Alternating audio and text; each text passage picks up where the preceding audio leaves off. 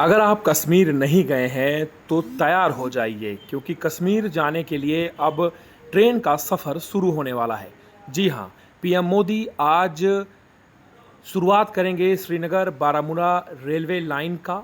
सबसे खास बात ये होगी कि इस रेलवे लाइन में जो महत्वपूर्ण प्रोजेक्ट था वो था चिनाब नदी पर बना ये जो एक ब्रिज आप देख रहे हैं, ये बहुत खास ब्रिज है जो कि एफिल टावर से भी ऊंचा है। सबसे महत्वपूर्ण बात यह है कि चिनाब ब्रिज से होकर रेल लाइन कश्मीर पहुंचेगी। इसमें अंजी ब्रिज भी आएगा और आज पीएम मोदी इस चेनाब ब्रिज का उद्घाटन करेंगे, इस रेलवे लाइन का उद्घाटन करेंगे। और सबसे महत्वपूर्ण बात यह है कि श्रीनगर जाना बेहद सरल हो जाएगा। सबसे महत्वपूर्ण बात यह है कि पीएम मोदी लगातार कश्मीर घाटी को लेकर के संवेदनशील रहे हैं। विकास जितने बड़े पैमाने पर हो सके वो लगातार चाह रहे हैं और यही परिणाम है कि अब जब लगातार आतंकवाद की बात आ रही थी, उस आतंकवाद को एकदम से घुटनों पर ला करके विकास की बयार पीएम मोदी द्वारा बहाई जा रही है। और उसमें सबसे महत्वपूर्ण बात यह है कि अभी जो पहलगाम में आतंकवादी घटना हुई थी, इसके बाद ऑपरेशन सिंदूर चला तो लग रहा था कि क्या होगा कश्मीर का, क्या होगा घाटी का, किसी की नज़र तो नहीं लग गई। लेकिन पीएम मोदी के फौलादी इरादों का नतीजा है कि अब जो घाटी है वो जुड़ जाएगी। महत्वपूर्ण बात है, जम्मू से कश्मीर जुड़ेगा। आइए देखते हैं यह। वैसे तो रेल की पटरियां आपने अमूमन देखी होंगी क्योंकि भारत में रेल लाइन बहुत अधिक संख्या में विस्तारित हो चुका है। लेकिन ये रेलवे लाइन इसलिए महत्वपूर्ण है क्योंकि ये जम्मू को श्रीनगर से जोड़ती है और श्रीनगर में भी कटरा तक आप आसानी से आ सकते थे, लेकिन कटरा के बाद अब जो रेल है वो पहुंचेगी श्रीनगर तक। जम्मू उधमपुर बारामूला जो लिंक रेल परियोजना है उसके अंतर्गत यहां पर अंजी ब्रिज बनाया गया है जो कि पहला केबल ब्रिज है भारत का। और ये केबल ब्रिज पूरे महत्वपूर्ण तरीके से यहां पे देखेंगे कि दो बड़ी बड़ी पहाड़ियों को बीच से जोड़ता है और एक बहुत गहरी खाई पे इस ब्रिज को बनाया गया है। ये पटरियां इसलिए भी खास हैं क्योंकि ये एक नए बदलते भारत की तस्वीर पेश कर रही हैं। अगर सामरिक दृष्टि से देखें तो भी ये रेलवे लाइन महत्वपूर्ण है, पर्यटन की दृष्टि से भी महत्वपूर्ण है और जो लोकल अर्थव्यवस्था है उसे भी काफी मजबूती मिलेगी। फिलहाल आप एक चीज यहां पे महसूस करें कि पूरे इस स्ट्रक्चर को नई तकनीक से बनाया गया है और वो तकनीक ऐसी है जिसमें भारत के इंजीनियरों ने काम किया, भारत के जो तकनीकी संस्थान हैं उन्होंने काम किया है। सबसे बड़ी बात यह है कि 4 भागों में इस पूरे कह सकते हैं कि पुल को विभाजित किया गया है। 120 मीटर लंबा जो अप्रोच है वो यहाँ पे कटरा छोर पर 38 मीटर लंबा अप्रोच ब्रिज जो है वो बनाया गया है। और ये भी महत्वपूर्ण है क्योंकि जो अंजी ब्रिज पर मुख्य पुल है वो 473 मीटर की कुल लंबाई वाला एक केबल स्टे ब्रिज है। यानी कि स्टे यहाँ पे इसका आप देख सकते हैं कि कैसे इसको यहाँ पे बनाया गया होगा और किस तकनीक से बनाया गया है। और ये पूरी जो पूरा ब्रिज है ये टनल से जाकर जुड़ेगा और ये टनल फिर आगे क्या रास्ता तय करेगी चिनाब तक जाने के लिए। इस पुल की नींव के ऊपर से 193 मीटर की ऊंचाई का एक मुख्य तोरण है जो नदी के तल से 331 मीटर की ऊंचाई पर खड़ा है। तो आप समझ सकते हैं कि कैसे केंद्रीय तोरण की धुरी पर संतुलित एक असीमित केबल स्टे ब्रिज को बनाया गया है। इसके डेक की चौड़ाई 15 मीटर है और यहां पर आप देख सकते हैं कि इस पूरी जो घनी वादियां हैं उनके पास में आप इस पूरे ब्रिज को देख पा रहे होंगे। ये ब्रिज इसलिए भी महत्वपूर्ण है क्योंकि श्रीनगर जाने का जो रास्ता है वो इन्हीं पटरियों से होकर के गुजरेगा और नॉर्दर्न रेलवे जो है वो लगातार इस ब्रिज को लेकर के ये कह रहा था कि जल्दी ही शुरू किया जाएगा। फिलहाल अब यहां से ग्राउंड जीरो से हालात ये हैं कि ये पुल कंप्लीट हो चुका है, आगे की जो रेलवे लाइन है वो भी कंप्लीट हो चुकी है और महज कुछ दिनों में आप सफर कर पाएंगे अब कटरा के आगे भी और सीधे आप श्रीनगर तक पहुंच पाएंगे। तो आप देख सकते हैं कि वहां पे जो रेलवे ऑफिशियल्स हैं वो मॉडल भी दिखा रहे हैं। तो हम लोग वहां पर भी चलते हैं, प्रयास करते हैं मॉडल को समझने का कि किस तरीके से इस तकनीक से बनाया गया है, केबल कहां से आई, यहाँ पे जो तकनीक प्रयोग की गई है वो किस तरीके की है। क्योंकि कहा यह भी जा रहा था कि जो IIT रुड़की और IIT दिल्ली है उनके उनकी सहायता ली गई है, क्योंकि यहाँ पे हवा का दबाव बहुत ज़्यादा होता है। तो कितने हवा के दबाव को महसूस यहाँ पे कर सकते हैं, क्षमता कितनी है, कहा यह भी जा रहा है कि 100 किलोमीटर प्रति घंटे की रफ्तार से ट्रेनें यहाँ से गुजरेंगी। ये एक बहुत बड़ा फैक्ट है, क्योंकि जब आप कश्मीर पहुँचना चाहते हैं तो आपको पहाड़ों को डिकोड करना पड़ेगा, और उसे डिकोड करने का काम भारतीय रेलवे ने किया है। और अब आप पहाड़ों को महसूस करते हुए श्रीनगर की वादियां जो हैं उनका लुत्फ उठा सकते हैं। तो कई तरह से महत्वपूर्ण है। आप देख सकते हैं कि अंतर्राष्ट्रीय अगर हम सामरिक दृष्टि से देखें तो भी अब काफी महत्वपूर्ण होगी ये रेलवे लाइन। और लोहे की पटरियां महज पटरियां नहीं हैं, अब ये कह सकते हैं कि कन्याकुमारी से कश्मीर तक को जोड़ने वाली ये लाइनें। यहाँ पे आप देख सकते हैं कि एक चीज और मैं आपको दिखाऊंगा, बहुत महत्वपूर्ण है कि कैसे इस पूरे निर्माण काल के बाद आपको एक छोटा सा मंदिर दिख रहा होगा। यहाँ पे भी योजना होगी कि अनुमति जो है वो ईश्वर की प्राथमिक अनुमति होती है, तो ये भी तैयारी की जा रही है। बड़ा महत्वपूर्ण तथ्य है।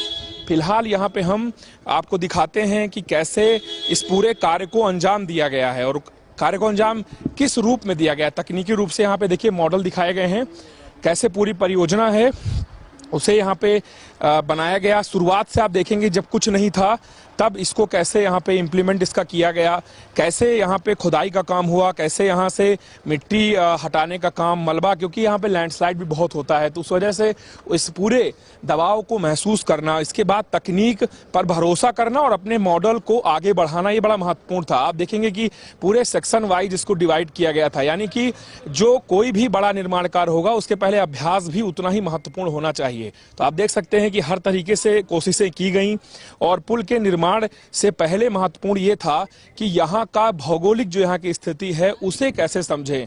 तो तभी मैं आपसे कह रहा हूं कि जो हमारे यहाँ के देसी यानी कि भारतीय संस्थान जो है, तकनीकी संस्थान, उन्होंने इस बारे में मदद की। कहा यह भी जा रहा था कि इसे चिनाब ब्रिज की तरह बनाना था, लेकिन बाद में यहाँ की भौगोलिक स्थिति के कारण इसको केबल ब्रिज पे आधारित किया गया और इस मॉडल के तहत इसको बनाया गया है। और यहाँ पे आप देख सकते हैं कि कई सारे ऐसे भी इक्विपमेंट्स थे जो विदेश से मंगाने पड़े, और मंगाने का सिर्फ पर्पज भारतीय रेलवे को और उच्चतम शिखर तक पहुंचाने का था। तो आप यहां से एक चीज महसूस कर सकते हैं कि हम एक ब्रिज पे जरूर हैं, लेकिन दो ऐसे माइलस्टोन है भारतीय रेलवे के श्रीनगर को जोड़ने में, जिसमें अंजी केबल ब्रिज महत्वपूर्ण है और इसके बाद चिनाब का ब्रिज बड़ा महत्वपूर्ण है। और इस पूरे भारतीय रेलवे के प्रयास से एक चीज समझ में आती है कि अब ये भारत सपेरों का देश नहीं है, अब ये बढ़ने वाला देश है, और अब वो बढ़ करके कन्याकुमारी से कश्मीर तक आम लोगों की पहुंच बना देगा। अंजी ब्रिज क्यों खास है भारतीय रेलवे के लिए, इसके क्या तकनीकी पहलू हैं और क्यों ये कहा जा रहा है कि इसने बड़ा बदलाव किया है, खासतौर पर श्रीनगर तक जब रेल लाइन जुड़ेगी। मेरे साथ नॉर्दर्न रेलवे की जो पीआरओ हैं वो मौजूद हैं। मैम, क्या खास है, अगर मैं सरल भाषा में समझूं तो ये क्यों इस पुल को खास कहा जा रहा है? ये पुल इसलिए क्योंकि ये भारतीय रेलवे का पहला केबल स्टेड ब्रिज है, और आप टेरेन देख रहे हैं, इस तरह का टेरेन है यहाँ, तो सबसे जो मुनासिब स्ट्रक्चर जो इस पे रहता वो केबल स्टेड ब्रिज ही रहता। तो इसलिए रेलवे के इंजीनियर्स ने काफ़ी रिसर्च करके इस चीज़ को समझा कि इस पर एक केबल स्टेड ब्रिज बनाया जाए। सेंट्रल एक पियर बनाया गया है जो बहुत डीप इसकी रोटेट किया गया है उसे, और उसके सहारे केबल्स खींचे गए हैं, और जो सेगमेंट्स हैं दोनों तरफ सेगमेंट्स को स्टेबल करके और इसके ऊपर पूरा ब्रिज बिछाया गया है। भारतीय नक्शे में कन्याकुमारी से श्रीनगर माथे की बिंदी, आपने पूरे भारत को एक किया। क्या ये जो भाव है भारतीय रेलवे का, ये कैसा है? अभी क्या महसूस कर रहे हैं पूरे रेलवे वाले?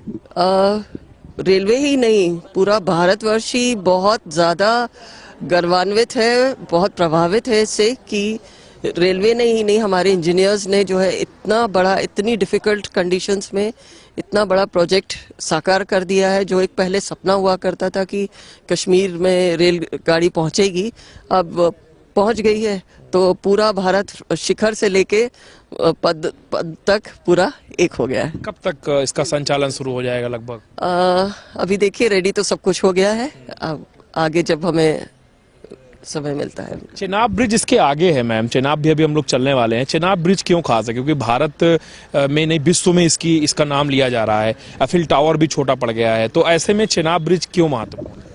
देखिए, ये जो 111 किलोमीटर कटरा से बनिहाल का सेक्शन है, ये सबसे डिफिकल्ट सेक्शन है, क्योंकि इसमें कोई वैली नहीं है, कोई फ्लैट जगह नहीं है, सिर्फ पहाड़ है। तो इन पहाड़ों में टनल्स बनी है और बड़े बड़े ब्रिजेस बने हैं, क्योंकि चनाब ब्रिज जो है वो चनाब नदी पे बना है, उसका भी बहुत स्ट्रेट नीचे गॉर्ज है, बहुत ऊंचाई है। तो इसलिए ये रेलवे का विश्व में सबसे ऊंचा पुल है, रेलवे पुल है। ये मेहराबदार पुल है, आर्च ब्रिज है, बहुत खूबसूरत ब्रिज है देखने में। दोनों जो मेगा स्ट्रक्चर्स हैं इस पे, अंजी ब्रिज और चनाब ब्रिज, दोनों ही बहुत खूबसूरत स्ट्रक्चर्स हैं, बने हुए हैं। और यूटिलिटी वाइज आपका है तो ये बहुत ज़रूरी थे इस सेक्शन में, इसीलिए इन्हें बनाया गया उस तरह से। मैं इस समय चनाब ब्रिज में हूं और चनाब ब्रिज क्यों खास है, इसकी तकनीकी पहलू क्या है और क्यों ये कहा जा रहा है कि विश्व का सबसे ऊंचा रेलवे ब्रिज है। मेरे साथ बात करने के लिए रेलवे ऑफिशियल से हैं। सबसे पहले अपना परिचय दीजिए आप। मैं आर मलिक हूँ, deputy C Chenab Konkan railway. क्यों ये खास है, लगातार ये क्यों ट्रेड हो रहा है कि भारत जो रेलवे, भारतीय रेलवे है, वो नई ऊंचाइयों को छू रहा है तकनीकी के आधार पर, क्यों खास है?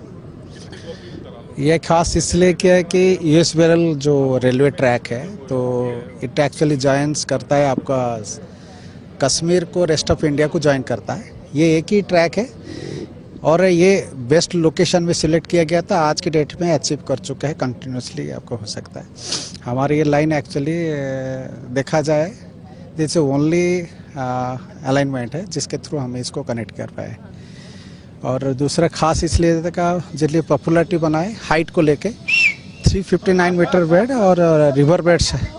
और दूसरी एक चीज़ है कि इसमें विंड प्रोन जोन है, यहाँ पे जो है 266 kmph में विंड फ्लो करता है। इसी को देखते हुए ब्रिज को पूरा ध्यान रखा गया। दो जी जोन 4 में आता है अर्थक्वेक की नज़र से, ये जोन 5 के लिए डिज़ाइन है। और आपका देखा जाए टेक्नोलॉजी में इस पे क्वालिटी को ध्यान रखते हुए टेक्नोलॉजी को बड़ा ध्यान रखा गया। इसकी इरेक्शन जो है कि एक वर्ल्ड लॉन्गेस्ट पाइलन केबल है, उसकी 38 फीट लेके 2 इंजन लगा है, उसके थ्रू टोटल इरेक्शन यहाँ पे किया गया है।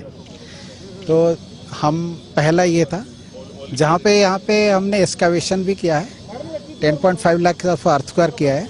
इस अर्थवर्क को करने में हमें जो भी ये था तो कंट्रोल ब्लास्टिंग सिस्टम है, no dropping of boulders to the river है, तो सबको ध्यान रखते हुए टेक्नोलॉजी के अच्छा यूज़ किया गया।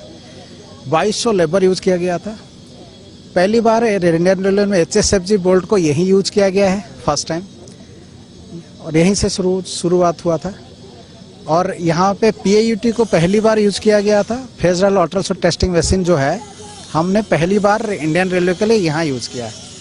तो अभी PAUT बेस्ड में हम ये करते, जो RT बेस्ड था, RT के बेस में रेडियोग्राफी होता है, तो उसके लिए बाद में हम PAUT यूज किया।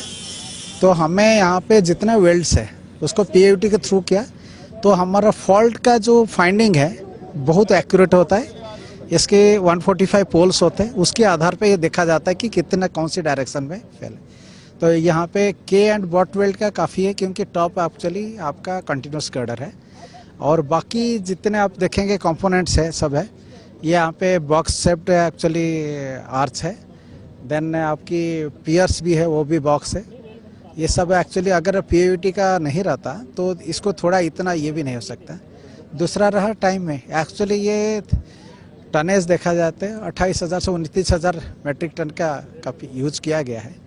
इतना टनेज को यूज करके इंश्योर करना with quality that we have already 6 workshop जो 4 यहाँ एस्टेब्लिश थे, इसी को ध्यान रखते हुए यहाँ पूरा टोटल एक चीज बना है। तो खासियत देखा जाए तो ऐसी है। एक कर्व अलाइनमेंट पहली बार इरेक्शन किया। एक्चुअली हम लोग कोंकण जोन से हैं, कोंकण रेलवे से हैं। कोंकण रेलवे जो है ये जोन है एक्चुअली आपका कोंकण रीजन जो है, वहाँ से के नॉमिनेशन ग्राउंड पे कोंकण रेलवे को ये मिला था। तो इस बार को हमें अचीव करके देना भी था, और आज के डेट में टोटल काम कंप्लीट हो चुका है।